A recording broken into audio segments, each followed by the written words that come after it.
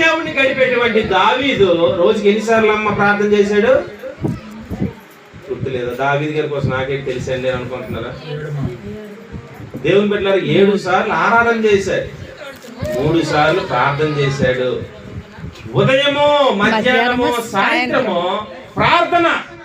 మరి ఆరాధన 7 సార్లు, మొత్తము 10 సార్లు.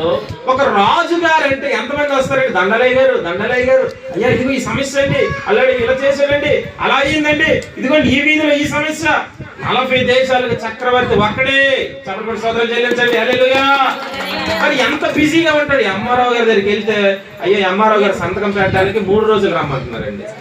మరి రాజుగారు, 40 దేశాలకి రాజుగారు, మరి ఇతను ఎంత బిజీగా ఉంటాడు, ఎంత ఖాళీ ఉండదు.